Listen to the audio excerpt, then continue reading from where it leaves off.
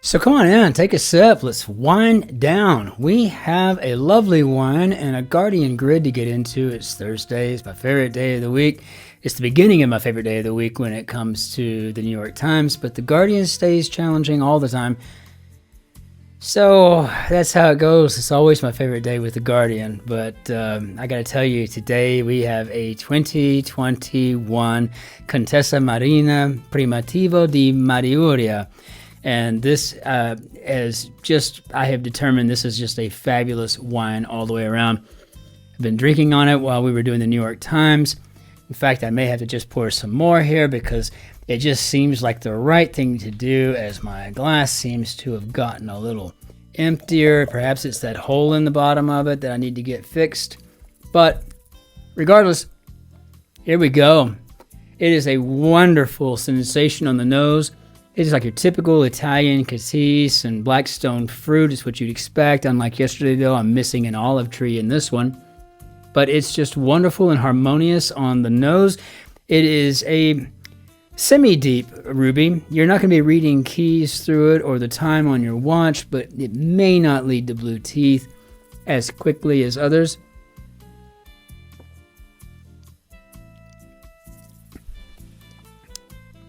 But this is tannic. Acids are nice.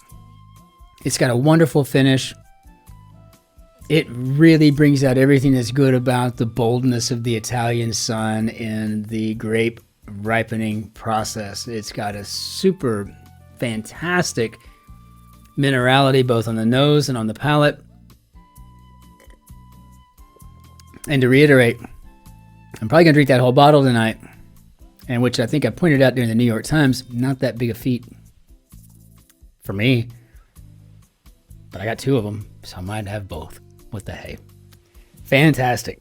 So it's a little later today getting in to get into the grids. You know, again, long work day. We've just had so many setbacks lately. So it's been very long days. And so I apologize if you're the type of person that likes to dial in at 5 o'clock to see the grid up and ready to go. Probably more like 6:30, but I'm doing my very best to get this in and done. But I thought it was interesting. I want to throw this picture up. I saw this in the news yesterday or this morning, and I was just, I don't know what you want to call it, ruminating on how much scorpions give me yesterday during the grid. And I saw this this article today in Live Science about a 125 million year old fossil of a giant venomous scorpion that lived along dinosaurs, discovered in China. And it turns out it was like 4 inches long. I would die if I saw a 4-inch long scorpion. I just don't think I would be able to make that through. But what a quinky dink.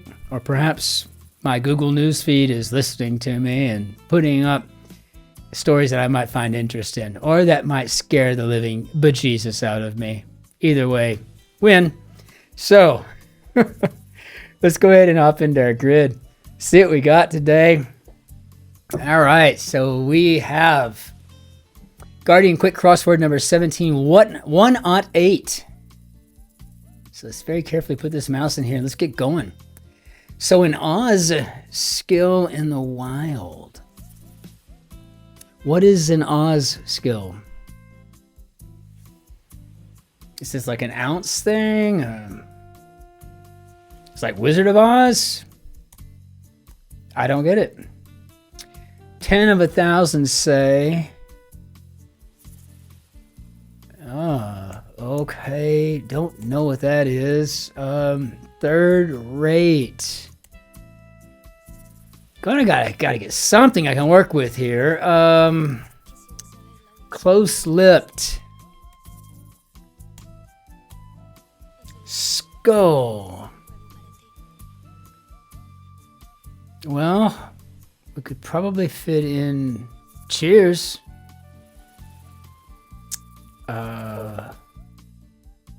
Could fit in L'chaim.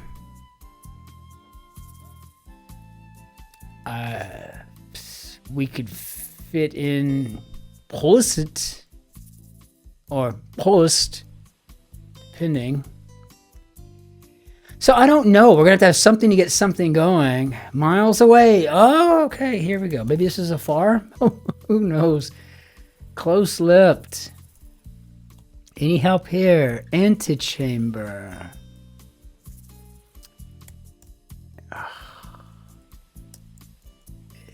Beefy fruit.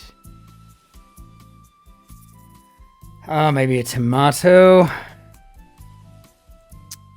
Unfair sporting contest. Strong green root. Oz marsupial. Oh, wow. Okay, this is going to be one of these today. I'm going to have to start making guesses and just hoping I'm right.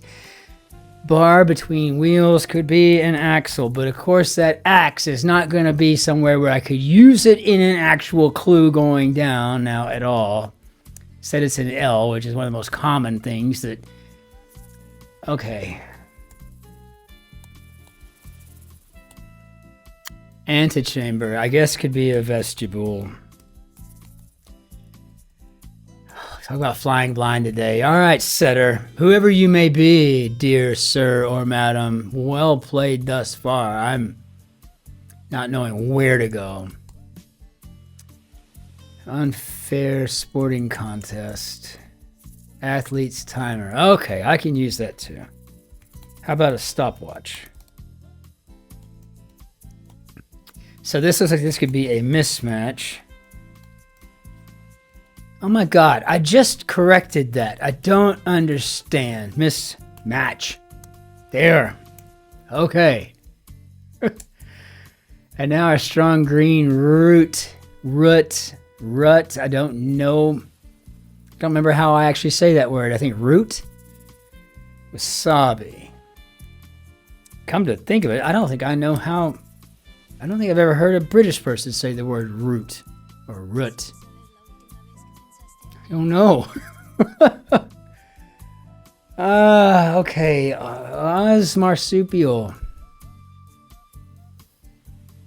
Well, I guess we're not talking about a... We got that W going down and a wriggling novel lover. Flaccid could be floppy, which I think is funny. All right, box flyer, type of bird. So I guess we're talking about a kite. The box flyer threw that off for me. That was good. Oh, okay, a wriggling novel lover could be a bookworm. Okay, well, that was clever too. So far, there's been nothing about this that's not clever. It's just hard. So I think our Oz marsupial... I don't know. I'm going to go with a wombat and see what we can do with that. In other words, it's not going to change anything I've already got. More or less could be sort of. Oh, come on. Herbivorous dinosaur. Burlesque.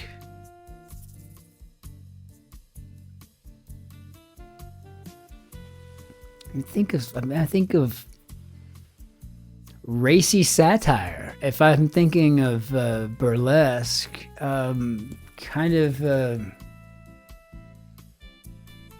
innuendo-rich parody, right? I mean, I have no idea where to go with this herbivorous dinosaur. I at 4 letters could be to ogle, but then again, it could be to leer. Oh, gosh.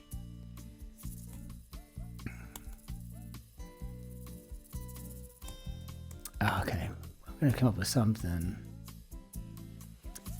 10 of 1,000, say 4 and 4. Oh, it's a cube root. Got it. Got another root in here, I guess. Oz skill in the wild.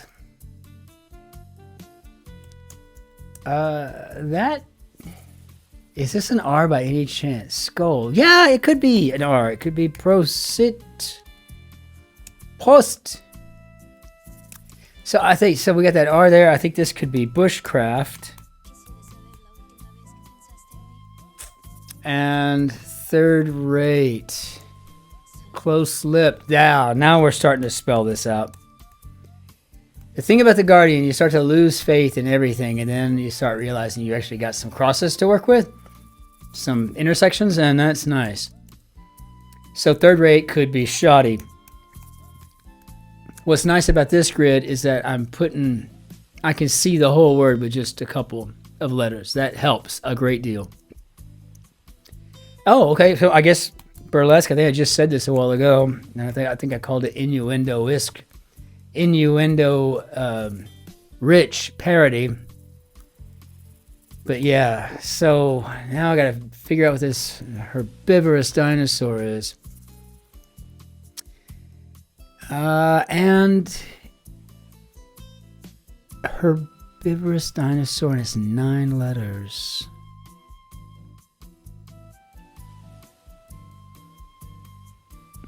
And it's spelled normally, or how, you know, I'm used to it being spelled.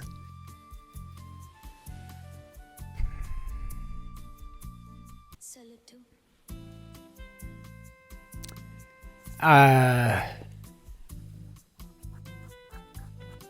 mean, I'm not a paleontologist by any stretch, but I am a bit of a dinosaur nerd. I'm going to go with an IGUANOPOD and hope for the best here. I feel actually pretty comfortable with IGUANOPOD. It just took me a minute to kind of see what it could be.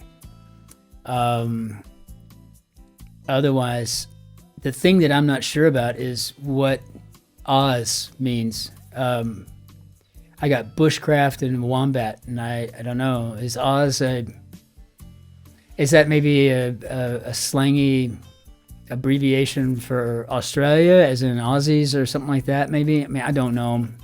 If you have an answer for me, I'd really appreciate it. I'm going to try to look it up at the end of this puzzle, but let's see how we did. Yeah, no, I'm totally off there. I guess it could be, and I mean, I don't see anything else wrong, so I'm going to see if I can just correct it to see if I did at least know second-handedly. I'm not going to take a win. Iguanodon. It's the only other thing I think it could be. Because an iguanopod makes no sense, I guess. I don't know. I don't really, like I said, I'm not a paleontologist by any stretch. So it's an iguanodon. Okay, very good. But nevertheless, YANKSLAP for me today. So much for a three-peat. I don't think a three-peat's going to be possible. I really do think that the setters are watching and just waiting to trip me up. That's my conspiracy theory. Or maybe that's my paranoia. I don't know. I don't think it would be actually paranoia. I would love to know if the setters are watching me try to solve their clues. I think that would be fabulous. But again, I don't know what this Oz thing, the Oz references, and that would be nice to know. As my journey here is really to understand, British vernacular. I want to understand the language of the people of the UK. I mean, I admire you so incredibly. I mean, I feel like we have a bond that, kind of goes even beyond even the whole US, England initial relationship. Forget that ugly divorce matter. I mean, no, I actually feel like it'd be kind of nice in some ways to kind of head back and kind of hang out under in a monarchy or something. It'd be fine with me. But this is really good stuff. I really appreciate the work of the setter here. Just fantabulous work on the grid. I'm impressed, very much so. This was a tough one today. And I'm also impressed with this wine. So you get a chance to grab a hold of this one, please do. I think you'll enjoy it. About 10 euros or so. Wasn't a bad price at all. So definitely an affordable, I don't know, break from something, right? Just a little pleasure here, right? A little escape into something nice, right? For a change, and such not a bad thing at all. And I see a lot of the wines available there at Tesco, the same as they're available here in Germany, Belgium, France. Very little differences, when you start shopping at the grocery stores and the wine sections, right? But it is a nice thing. So it's fantastic to see everybody today. We'll go ahead and bring down our Bonnière d'Adieu. And until we see you again, ich wünsche Ihnen einen schönen Tag noch. Auf Wiedersehen, tschüss, servus, grüß Gott, ciao, Cin-Cin. Be so incredibly nice to the person behind you in line. We all kind of need that treatment on occasion. Be well out there. We'll chat with you soon. See you on the mark.